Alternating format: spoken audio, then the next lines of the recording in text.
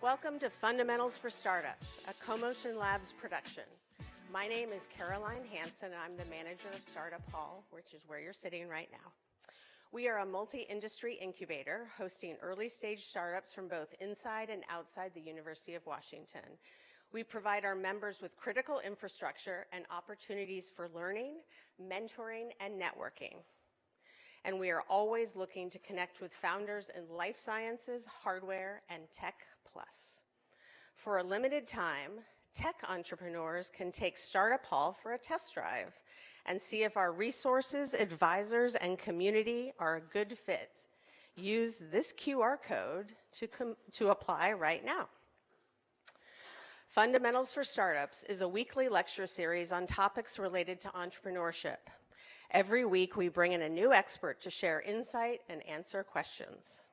All these talks are streamed and saved on our YouTube channel, and you can learn about upcoming events on our website. Just a reminder, please wait for the microphone before asking a question so our online audience can hear you. Today, I'm excited to introduce Rob Belcher. He's a managing director of SaaS Capital, which provides credit facilities to SaaS companies. He'll talk about venture debt. Welcome, Rob. Thank you. Thank you for the intro. Thanks to Hannah and Claire for organizing and everybody involved in the space and everything, CoMotion Labs. Yeah, it's great. Good to be here. I'm based in Seattle, and you'll see I went to UW for my MBA. And we can get started. So this is on venture debt specifically, but I wasn't really sure the background of everybody, so it's a pretty broad discussion. And Caroline mentioned like tech and hard sciences too. So I work with SaaS companies only. So it's very software biased, but I've tried to keep things pretty general, and we talk about debt options a little more generally for early stage, growth stage startups. So that's sort of a little bit of a background. Conversational is great, so if you have questions as we go, please jump in. There's probably going to be a lot of acronyms and a lot of terms of art, and so if there's anything you don't understand, just jump in, please, and let's have a conversation about it. That'll also help guide me on where to go deeper and where to not go so deep, depending on kind of what you're interested in or what your background is. So as Caroline said, my name is Rob, with an R. It is not a B. My name is Rob Belcher, not Bob Belcher. That's my grandfather. He's Bob Belcher, and then that's a character in a popular TV show, also Bob Belcher. That's not me. I'm Rob, with an R. I live in Seattle. I've been here since 2008 when we moved here for my MBA. My background, very quickly, is in energy. I grew up in Denver. My whole family's in the oil and gas industry. I did my undergrad in natural resource economics and was a natural gas analyst after school. It was awesome. I loved it, wanted more accounting and finance, and so came out to UW for my MBA, thinking I would go back into energy once I was finished. A little vote for grad school and B school in particular. I had an opportunity to intern at Voyager Capital, had no interest in entrepreneurship, venture capital, startups at all. It was just a cool opportunity. I was taking an entrepreneurship class, interned there, and it didn't directly, immediately impact my career, but you'll see later on, it really did. So it was an opportunity to just explore, experiment. I got paid, but I would say even if it was an unpaid internship, it would have been totally worthwhile. Did a quick consulting deal in the energy space after grad school, and then went to go work for Lighter Capital, which was a portfolio company of Voyager's. And it was actually in Salt Lake Union before they moved here, but it was in the Techstar space and the Founders Co-op space that I think Lighter kind of moved in and was part of this space for a while. And so anyway, it was an early stage financial technology company, a fintech company. We invented sort of a new way to lend money to software companies, to early stage companies. It was royalty finance or revenue-based finance. I helped build that up for a while. We got to sort of a Series B level, a little big for the stuff that I'm interested in. It was 35 employees or so at the time. And so I joined SaaS Capital, which was just the founder and I. We're up to 4 partners now. We've got our marketing guy, CFO, and the 4 partners, so we're still a small team. And I joined in 2014 and been doing it ever since. And we lend money to SaaS companies. I'll talk more about us specifically, but that's the goal, is to talk about venture debt and how debt can play a role in growth stage, startup stage, all that, right? Sort of tech growth. But I'm a little bit of like a toddler, sort of why? And also not knowing anybody's background here, I wanted to kind of start at the very bottom and build our way up to venture debt, right? So bear with me a little bit. I've got a couple slides. This is only like a 10-slide thing, so it's not super detailed, but bear with me on a couple slides going all the way back. So for anybody who's familiar with Sid Meier's Civilization games, the new one just dropped last week, I always thought this was so fascinating and so cool that you literally research and develop corporation when you're playing this game. And to think about it, like corporation, it's so easy. You know, you're at a coffee shop or at the bar with some friends, and you're like, we should start a company together. We should do a startup. We should start something together. And you've already just made like 400 years worth of assumptions right there that corporations and companies exist and they're a thing, when they had to be developed, right? Like early on, you were a farmer or you were a fisherman, and you sold your stuff and you bought whatever you needed, and it was like one-to-one. But as global expansion happened in the 1600s, the need for a different structure was developed. And so corporations were born and were developed to be able to do a couple key things we'll talk about here in a second. Money and banking has been around even longer, which kind of makes sense, but like a corporation was sort of a new thing, which is kind of cool to think about.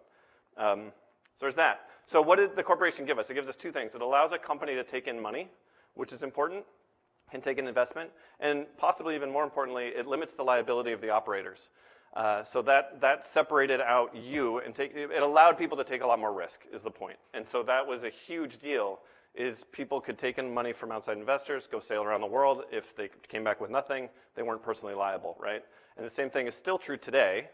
There's a concept called piercing the corporate veil, which can go after you personally, but that's only if your assets and your company's assets are really well entwined and you're doing crime. So generally speaking, you're not liable for anything that the company might do, even if it's accidentally illegal or whatever. So like I said, one of the key components is taking in money. So we can do that through revenue from customers, through debt, and through equity, lots of structures of equity. And then it can pay out money, right? And so it can pay salaries to employees and other sort of run-of-the-river operating costs. That's called operating expenses or OPEX. And then it can do long-term investments, which is CapEx or capital expenditures. So it's longer-term investment. It can buy equipment. It can buy facilities, all kinds of stuff. And then it can make payments on your debt or make payments on your equity, profit sharing, distributions, or authorize and issue new shares entirely, raising money. That's like doing a Series A or something. Or we can, as shareholders, agree to sell our shares and sell the company. So we have our corporation. So we're up and running now. Any questions? Keep rolling. Okay, I'll throw it out there again. Feel free to jump in with any questions. So corporations have been around for a while.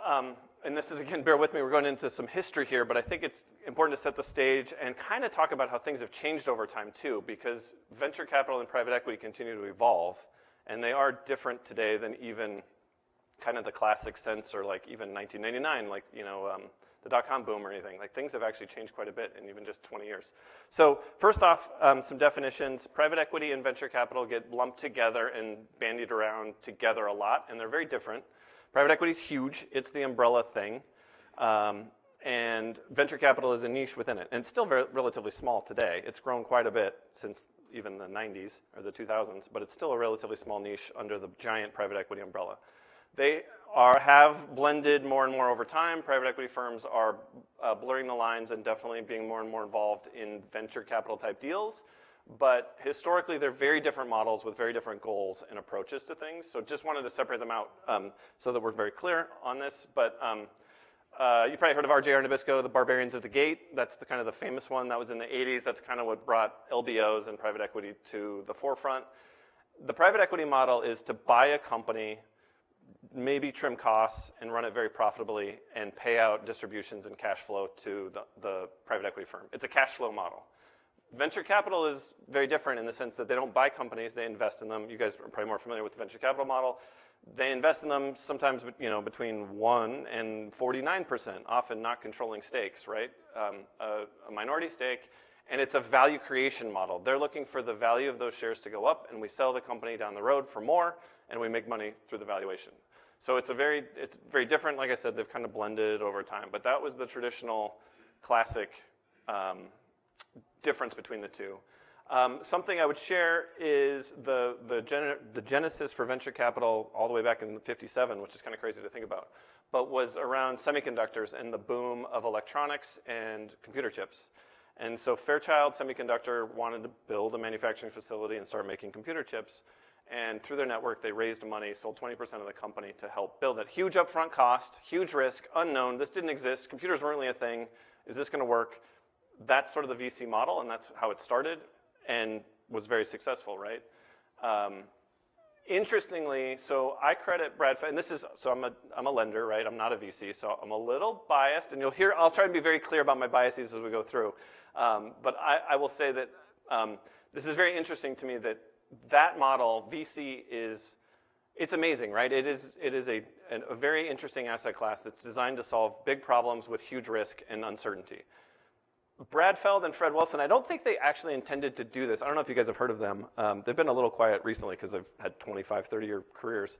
But in the 2000s in particular, I think I kind of credit them with like really opening the floodgates on venture capital. They started blogging, and I think of it as kind of journaling, really, is how it started. But then very quickly, with all their readership, it became clear that they were getting lots of attention, and they maybe intentionally, maybe not intentionally, started to shift the focus of their blogs to be more marketing focused. And there's like things that jump into my mind that I remember reading were like the secrets to a VC term sheet, and it talked through all the different terms that up until then, like 7 people, and I'm being very facetious, but very few people had ever seen a term sheet from a true venture capital firm, and they didn't know what a liquidation preference was. They didn't know what pay to play meant or clawback or any of this stuff. So these guys opened the doors and opened the information gateway to everybody, to the world. And through that lens and through that influence, they started to really, again, a little cynical on my part, but make venture capital very important and seem outsized in its importance. And they, I think, really did a lot to market venture capital as a really important part of the startup process, and even sell venture capital as like, you have to have it if you're doing a startup. And I think, happily, with things like alternative finance and other structures and just the world as we've grown, folks are kind of bending back to maybe you don't have to take VC. But anyway, it's sort of a long-winded thing, but I think it's very interesting to think back about the VC industry and where we've come with them. So that's that. Any questions yet? I'll pause. I'm just going. And opportunities for people online. I know people are watching online too. Want to just pause for a quick second. Plus, I'm going to have a coffee. All right, we'll keep rolling. So then that brings us to venture debt and the origination of venture debt. So again, kind of like the Fairchild deal and Sequoia and Kleiner Perkins in the Bay Area, the banks in the Bay Area knew all these guys, right? This is a network, and it's a small ecosystem of people back in the day. It still is even today, but it was even smaller then.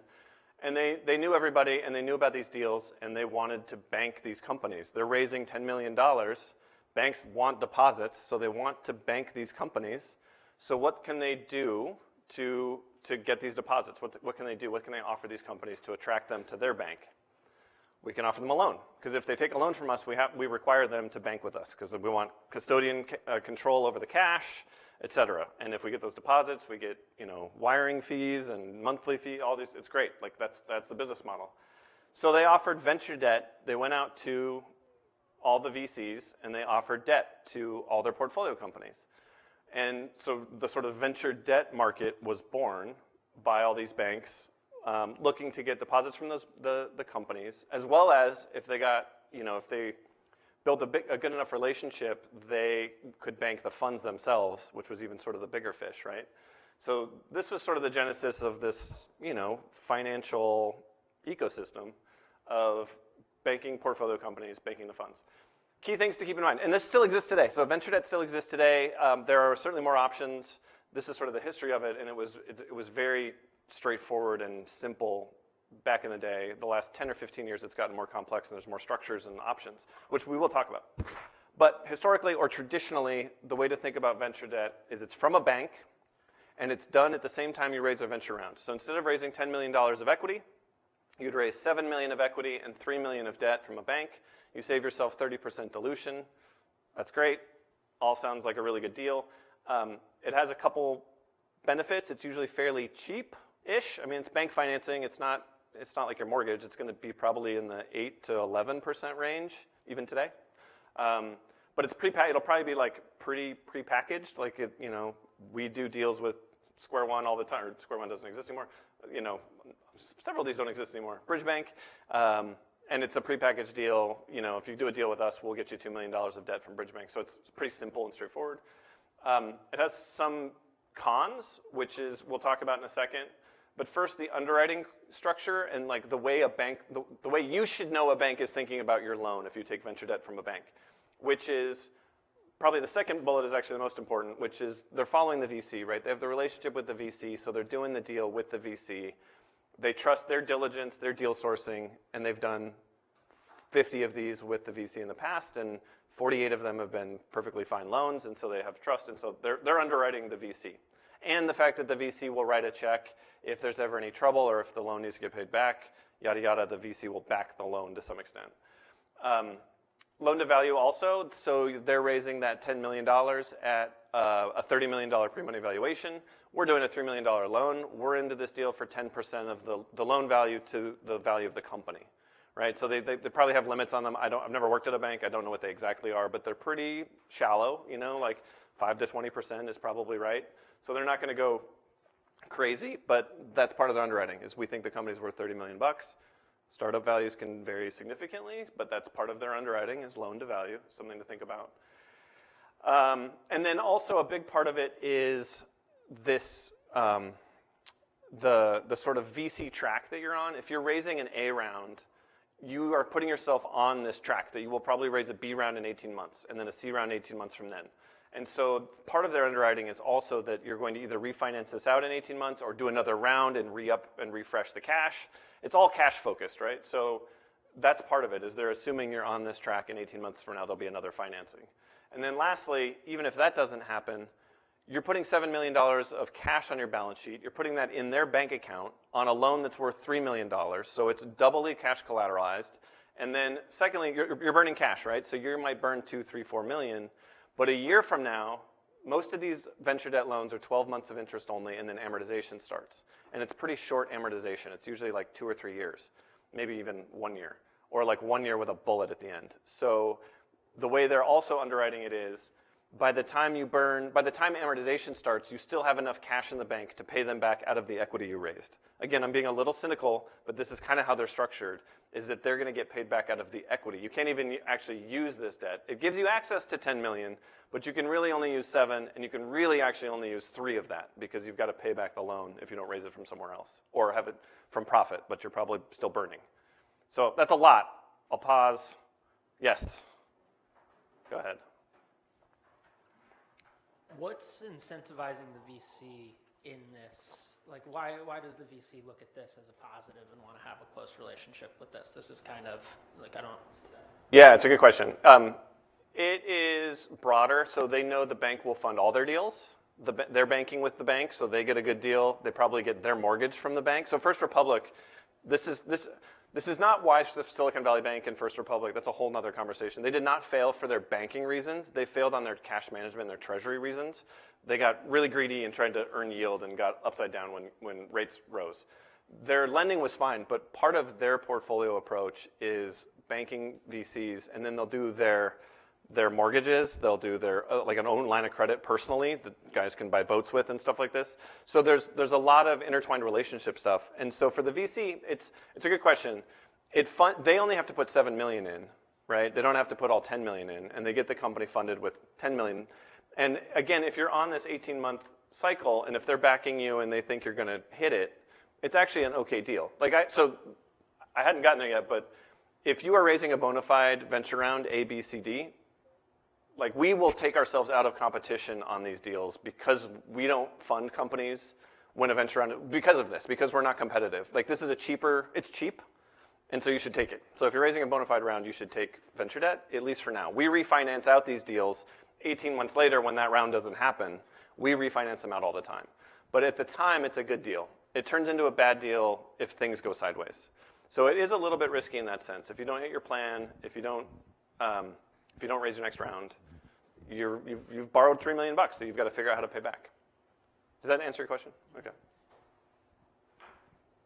So 18 months cadence doesn't seem to be happening as much as it used to. How is that impacting things? Yeah, so I don't know when you joined us, but I did a lot of history, and I would say this is tradition. The market has shifted for sure. So the banks have offered different products. They're offering more lines of credit, not these venture debt term loans as much.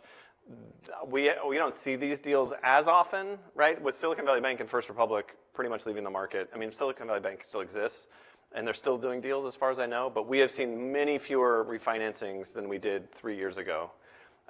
So it's totally true. I don't have a good answer for you. I would say they're trying to be more creative. They're taking less risk, smaller loans.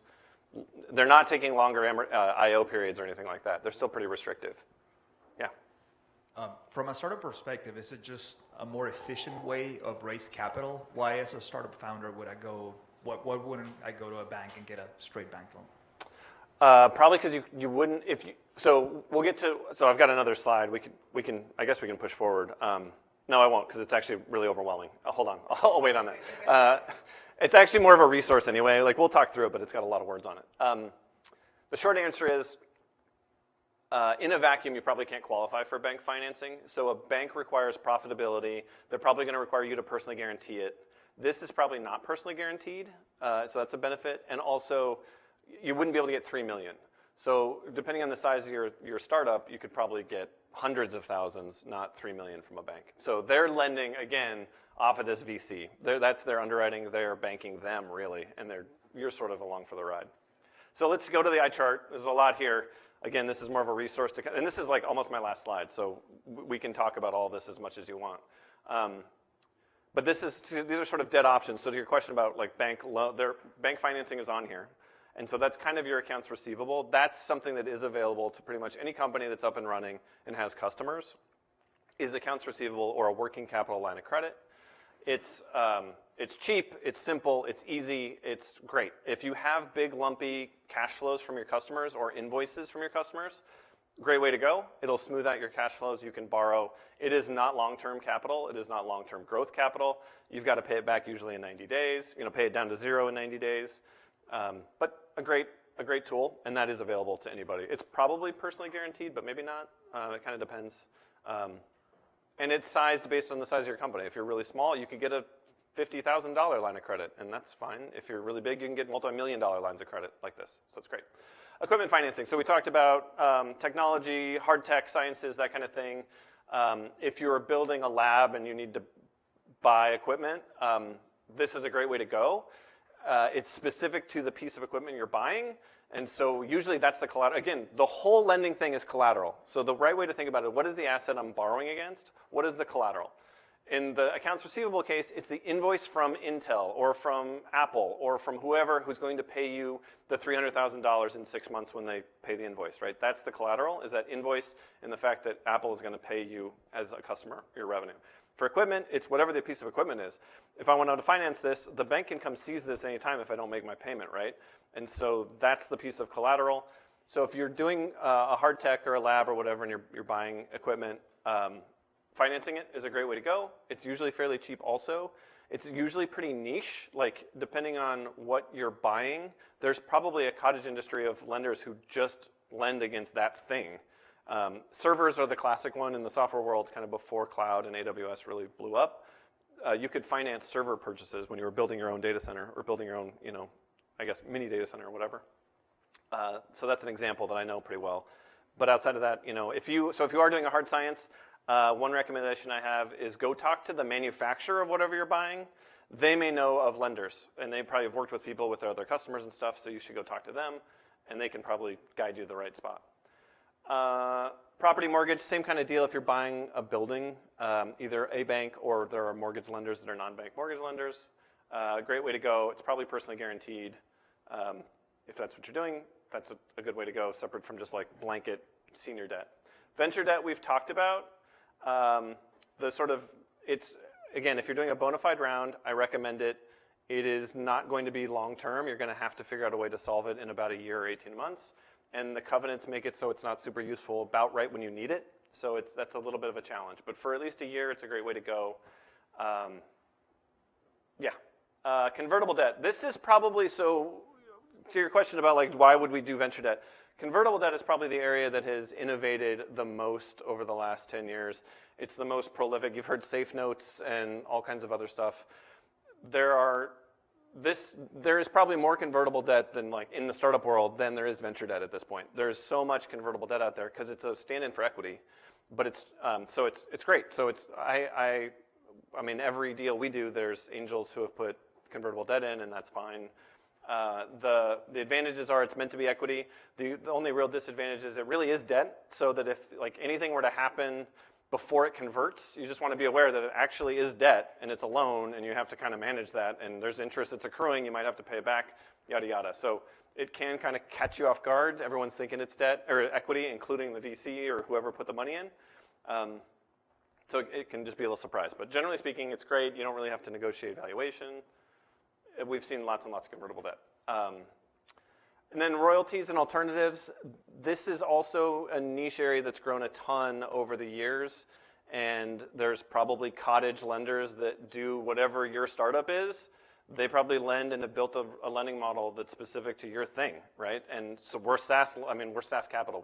We provide capital to SaaS companies. We're like pretty narrow, and there's folks that have done other things too. And so the advantages there's unique structures that could be very specific to your revenue model and your structure.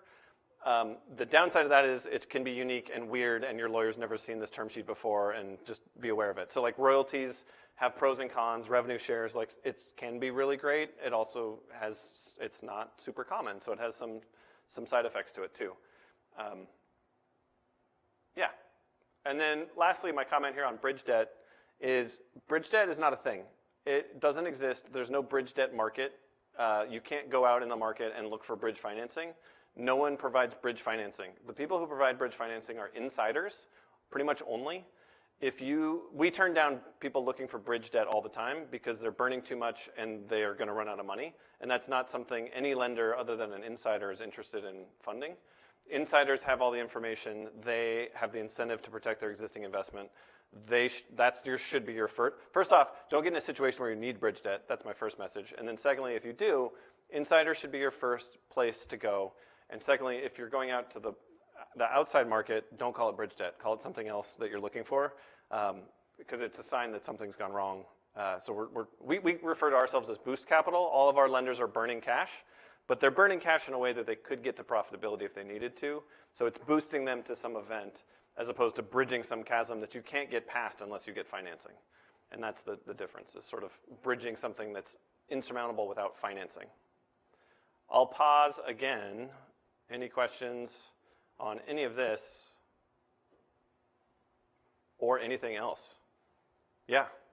And I'm getting close to the end. We kind of went flying through it, so I'm happy to talk about whatever you guys are interested in. Can you speak a little bit to what sort of covenants are common in these industries? Yeah, that's a great question.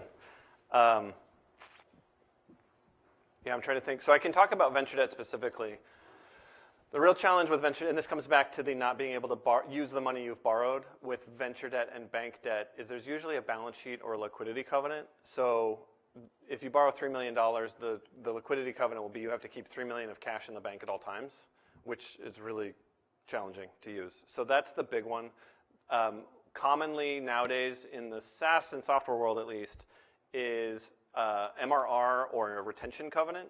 So if you've got retention, you've got revenue, you've got that subscription revenue, and it renews at 90% per year, you might have a covenant that's 85% or 83%. So if your retention starts to dip, you'd trigger that, and it'd be an event of default. So we have two. Well, in a loan agreement, there are lots and lots and lots of covenants, and it's kind of like your mortgage. So you are not allowed to change banks without letting us know. You're not allowed to sell part of the company without letting us know. You're not allowed to buy part of a company without letting us know. Lots of things you can and can't do that kind of makes sense, right? Is like, just don't change what you're doing. They're kind of nuts and bolts things. The two that are operating that we keep a focus on are MRR, retention covenant. So that's one that we track. And then the second one is EBIT losses. We let all of our companies burn. That's intentional. They're borrowing money to burn. So their EBIT is negative. Their earnings before interest and taxes is negative. But we put a governor on it. And so we limit it, right? If you can borrow $2 million from us, we're not going to let you burn $1 million a month. That's a bad scene for everybody involved, right? But you could burn maybe $150K a month. Maybe that's okay. So we'll put a governor at $200K. So if you run a little hot and you get over $200K a month in EBIT losses, flag, event of default, timeout. So those are our two, EBIT loss and MRR. The liquidity one's the big one to watch out for with a bank. I'm trying to think if there's any others. There's more like specific ones might have specific, like you can't sell the piece of equipment, obviously, things like that. Does that help? Yeah. Anything else? My next slide is on us specifically, and I won't spend a ton of time on it, but I'll kind of talk how we approach the world and how we think about things. So again, our collateral is the subscription revenue. That's why we have the covenant on MRR and on retention. It's super important to us. Those are our two covenants down there. We lend between 2 and 20 million, really, anywhere. The market, so the banks like to do big deals. The private equity firms have credit groups that do big deals. So our top end is sort of fuzzy, but 2 to 15, 2 to 20. Our core is single-digit millions. That's what we really focus on. With companies of 3 million in ARR. So this is important. We don't fund startups. That is a really important. So debt is debt, right? This is why convertible debt is really interesting, because our debt is debt that has to get paid back. And so if you don't have any, our collateral is revenue. So if you don't have any revenue, it's sort of a catch-22, and we can't really do a deal. So we don't fund startups. Lighter Capital, who I mentioned, they don't fund pure startups. They work with earlier stage companies that have as little as like 50K of MRR. But they, again, can't work with pure startups because you don't have any revenue. You have to have some collateral. What is a collateral? That's back to the whole thesis of lending. Is a lender is lending against a piece of collateral. What is that collateral? And so for us, it's revenue. And so our minimum is 3 million of ARR, and we'll lever that about 4 to 8 times of that MRR. That's the other thing, is our lending model is designed around your ability to pay us back. You're probably burning, but you could get to be profitable and pay us back if you needed to. So we limit how much we're willing to lend to about 4 to 8 times MRR. So if you had to get to profitability, you could amortize the loan and pay us back out of cash flow. If we lend you, so that's the other thing to keep in mind. I kind of breezed over this, but like the quantums of debt are also related to the asset you're providing as collateral. And in our case, if there's only 3 million of ARR, you've got to run your business, you've got to pay salaries, you've got to pay AWS. So we think there's probably like at most like $1 million a year. You know, you wouldn't grow, it'd be a skeleton crew, but you could throw off $1 million a year in cash. So we're willing to lend you, whatever that is, so that you could pay down debt to the tune of $1 million a year. That's our model. So there's a limit on how much we're willing to lend. My point is, like venture capital, you can raise unlimited amounts of venture capital. It's just based on the valuation, right? You could raise $1 billion of venture capital at $1.01 billion valuation, and that's fine. Or you could raise 500K at a 501, it doesn't matter. With lending, you've got to be able to pay it back. And so what is the asset, what is the collateral that pays it back? And there's a limit. Some of the private equity firms at the top end here, they lend like 1 to 1.5 to 2 times ARR. But in our size range, it's more limited. Does that make sense?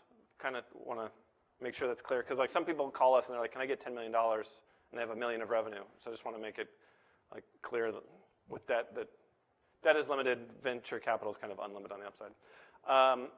Our facility is an MRR-based credit facility. It's not a term loan. That's something also important to keep in mind, is a facility versus a term loan. Sometimes a term loan's fine. It's one and done. It's easy. You borrow all of it up front, and you kind of overpay. You overborrow. You're paying interest on the full $3 million. Ours is a facility where you might have $3 million available to you, but you can borrow it in 250K increments as you need it. It works well for a SaaS model. Again, it kind of depends on your situation. SaaS, there's generally not the one-time big outlay. It's more like I want to hire people and grow gradually over time. So borrowing $250 a quarter, every quarter building up to that $3 million makes a lot of sense for a SaaS company. So our MRR facility makes a lot of sense. Plus, they're growing, and it's times that 5 times multiple. So their availability under the facility grows at the same time their need grows. So it lines up really well. Does that all make sense? Kind of going fast again, so I don't. Okay, yeah, go ahead, and we'll go. So I was just talking to Bridge Bank, and Yeah. they were kind of offering similar services for, I run the life science incubator over in a different building. Okay. But, they're offering the same thing for therapeutics companies. Okay. And therapeutics companies are not going to have any revenue in that Series A, Series B round. So what's the collateral for those? Probably venture capital, I would guess. I'd guess they're backing, because that would be sort of, they do, so that is where the I mentioned tradition versus kind of where things have blended over time. Bridge Bank does do MRR facilities a lot, or revenue facilities, credit facilities. They're pretty common. So the one thing on the bank credit facilities, it's usually 2 to 3 times MRR, so it's a lot less availability. But it's cheaper. It's way cheaper. Yeah. So how many different like payments, like how are you establishing MRR, right? Like is it 1 year? Is it more than that? Yeah, great question. So that's specific to us, so I'll just answer it for us. We don't have any like time in market rules. We do have customer concentration rules. So if you have one customer for $3 million, that's not a fit for us. Like we want to see some distributed customers. So we want to see at least like at max 20% concentration from any one customer. But otherwise, you could, if you have 3 million of ARR, if you have 250K of MRR, and you started 6 months ago, we'll talk. That's fine. Does that make sense? So 250K A month. a month for 6 months. Or, I mean, if you sign contracts, if you just got in market, we probably want to see them make payments and make sure they are real. The challenge there is renewals. Retention is a challenge because we don't know if any of them are renewed. So we'd want to understand that, or maybe they're 3-year contracts. We talk to folks all the time of kind of interesting revenue models that are like that. They've signed a lot of new customers, but they're 3-year contracts. We're doing a 2-year facility, so that's fine. If they're contracted and committed for 3 years, we're covered, Now, then payment becomes a question. Going into more detail here. If you did 3 years all upfront payment, that's a challenge for us because there's no more cash coming into the business. And so the company is cash dry in years 2 and 3, unless it sells new contracts, right? And so we would want to see, like for that 3-year deal to work for us, we'd probably want to see annual upfront payments at most. Does that make sense? That's kind of in the weeds, like way in the weeds, but revenue model, that's our asset, that's the collateral, so we look at revenue model really, really, really, really, really closely. I mean, we go into customer contracts, like we want, like all of them. So it's an important part of our model. Yes, you have the mic, great. Yeah. So in your example, with like a $10 million financing, $7 million from a VC, and you'll put in 3, sometimes that $7 million is tranched, like maybe 2, and 3 or something like that, based on different milestones and performance metrics that the company might be required to hit. If you get into a deal like that, how does a tranched VC component of your financing package affect any terms or sort of paybacks or interest that you would charge on your venture debt? Yeah, great question. Just to clarify, we don't do traditional venture debt, so we wouldn't be part of that. We actually would say no thanks to that deal. And I don't know the specifics of it, but I think the venture debt providers would do one of 2 things. One is they would tie their lending to the tranches, or they would just limit their initial loan to sort of whatever they're comfortable with from the existing tranche or the future. That's just a separate aside, is especially in the market today, tranched equity deals, just buyer beware on those. That's, you never know, right? Unless it's like a really reputable VC firm. If it's a new VC firm and they're having funding issues or something like that, tranche deals can be challenging. And then pricing-wise, I did want to set the well, there's a couple things to talk about. We haven't talked about warrants yet, so let's talk about warrants. And we're around 15% rate right now. We don't exactly track to treasuries, but it is the U.S. Treasury rate is sort of the fundamental thing in the economy, so it is an important driver for us. So we loosely track it. And so we're about 10 percentage points above the Treasury. So you're not going to be able to borrow from a bank for 3% when the U.S. government's borrowing at 5%, right? So we're at 15. We charge a 1% annual fee on the facility, and then we get a warrant. So let's talk about warrants for a second. So warrants are a part of traditional venture debt, and the way they work is that 7 and 3, that bank would be incentivized to do this sort of risky deal with a company that may not have revenue. It's a pure startup. And they will be incentivized by giving a warrant. And when there's a actual valuation happening, the warrant is pretty easy. Warrant is just a fancy word for, yeah. Swap it? Okay, now we're going back. Okay, great, thanks. It's a fancy word for stock option. So as far as I've ever been able to tell, it's just an IRS definition. If you're an entity, you get a warrant. If you're a person, you get an option. You get a stock option. So a warrant is just a stock option. It's just held by a company instead of a person. So, so venture debt providers would be given a warrant, and it's usually a term you should be aware of. It's called warrant coverage. And that's the way warrant sizes are calculated, is the bank would be given warrant coverage of 10% of the loan amount. So if they lent you $3 million, they would get $300,000 worth of shares at the valuation that the deal is happening. Say it's a $30 million valuation, they'd get 10% coverage, $300,000, worth of shares in the business at this valuation. So what is that, 1%? 1% of the deal at a strike price of $30 million. So they'd get, say it's $1 a share or whatever, they'd get 300,000 shares. Is that right? Yeah, 300,000 at a strike price of $3 a share, and they own 1% of the company. Sell the company for $60 million down the road, they sell it for $2 a share, they make $1 a share, they make $300,000. Does that all make sense? So that's a warrant, that's a traditional warrant, where it's a stock option. Just like any stock option you might own with any previous employer or anything like that. It's the same thing. And we used to do these deals as well, where so we don't do traditional venture debt again when we come in at the same time as a venture capital firm with a strike price. So we would negotiate a valuation separately as part of our deal.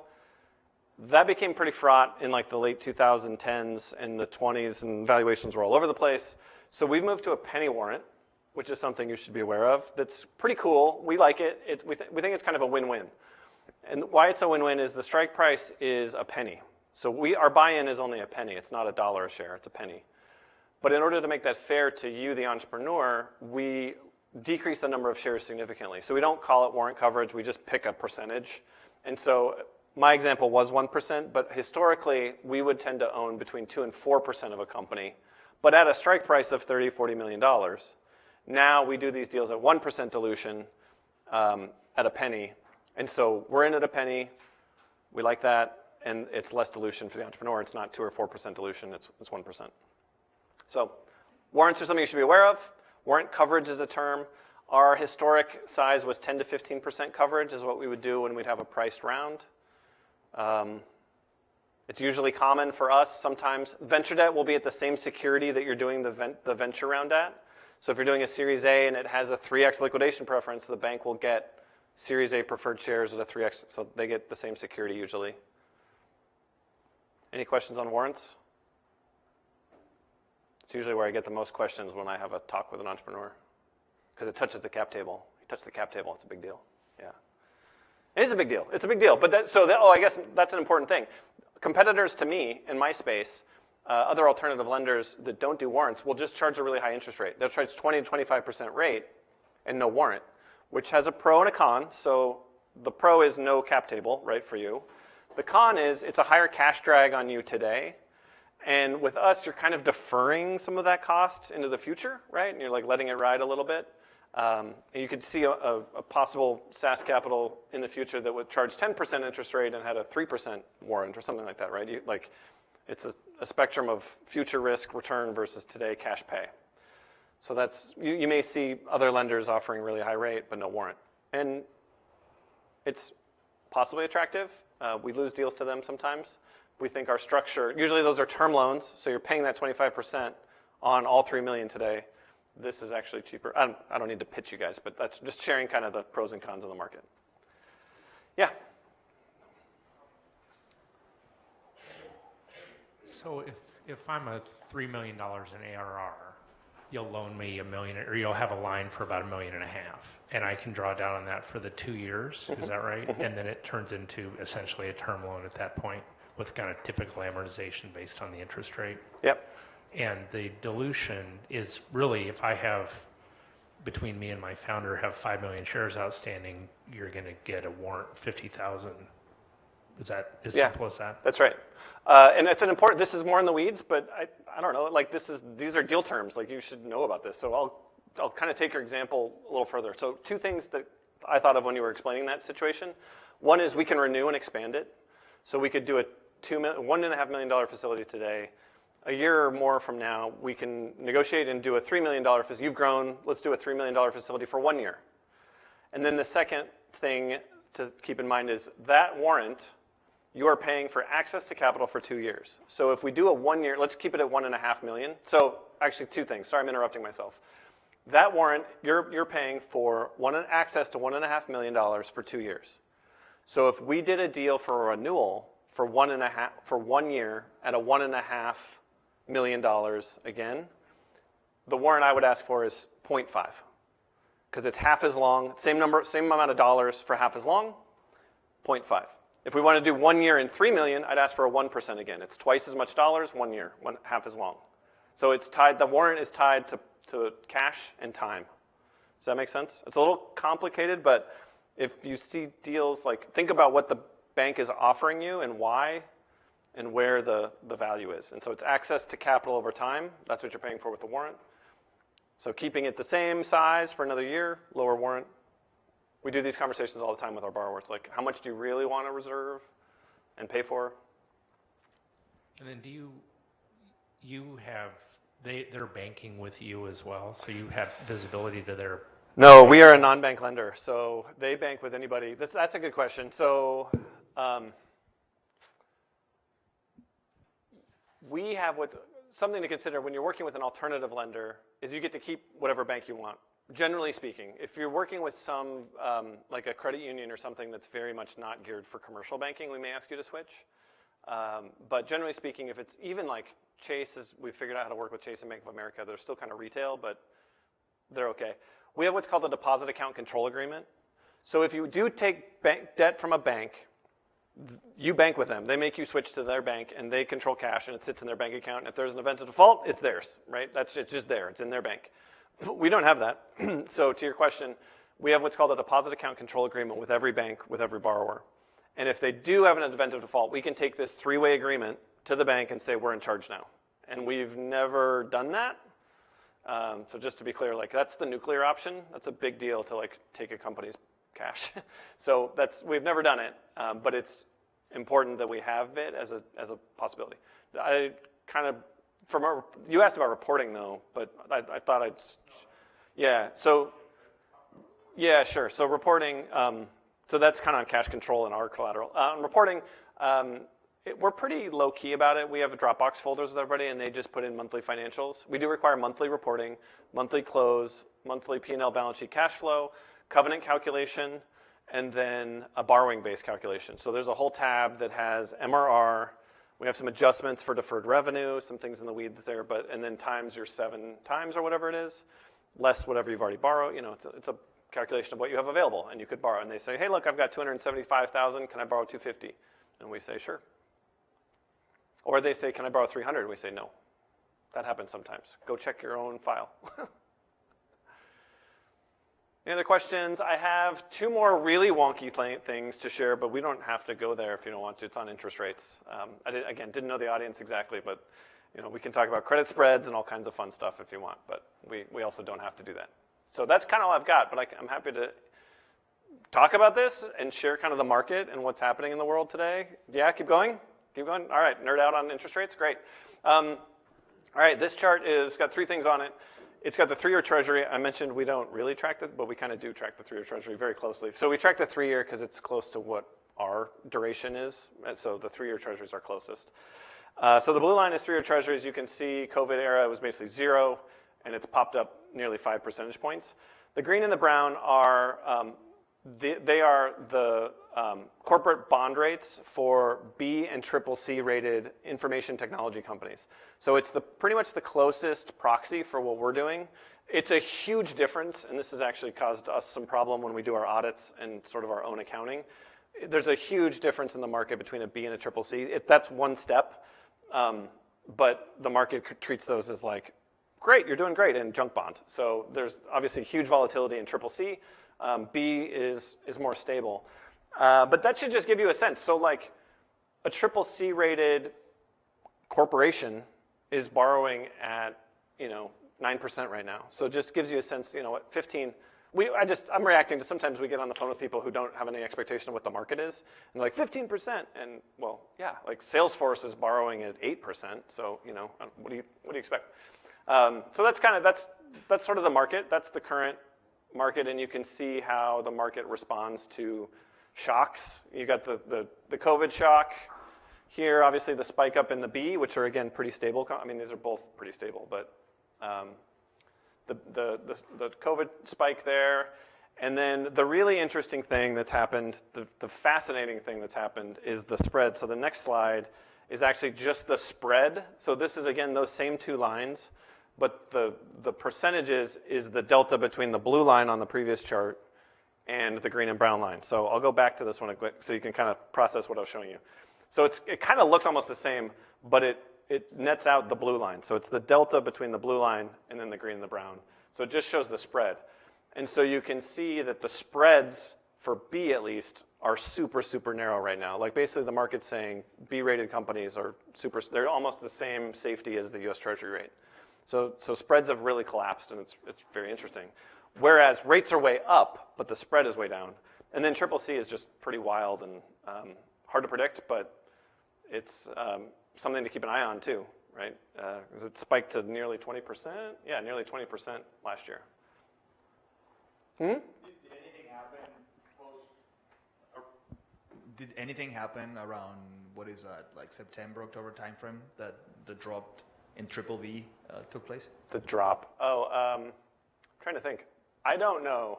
I don't know offhand. I don't know what's driving it. It's yeah. It's from 20 to 10%. Yeah. Are you the green line? Talking about the green line. Brown. Yeah, well, I mean, that's sort of that was the summer, and then election, I don't know. Yeah. One of my partners is more in the sort of public markets, and so I'm happy to follow up, or you can reach out to me. I've got my email address on here. Any other questions you have on this stuff, happy to connect you. And this is actually stolen from a blog post that we haven't even published yet, that he's going to analyze all of that, and so I can send you the blog post, and it'll have some more detail on it for you. That's all I had. I just kind of wanted to share where the market was and what's going on in the world. That's it. But happy to keep answering questions on anything. Yeah. Just wanted to clarify.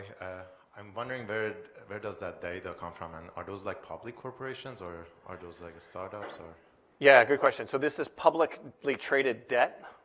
So it's usually public companies that are borrowing this. So they're large publicly traded companies. It's public bonds, public debt, and this data comes from Capital IQ. So it's if you have like a Bloomberg subscription or something like that, we borrowed it from somebody. Source Capital IQ. Yeah, but I guess that's the example is like so you've got the government, and then you've got really stable, well-rated public companies, and then like higher risk public companies, and it just gives you a sense for where the market is. And it's pretty amazing to me how volatile CCC is. Yeah. Anything else? I don't think. Yeah, email and phone is at the bottom there, and you're welcome to reach out anytime. Thanks. Last chance for a question. Thank you for coming. Thanks for questions. Thanks for engaging. All right. Thank you for joining us today. Yeah. Big thanks for Ron. Thank you. Thank you. Yeah.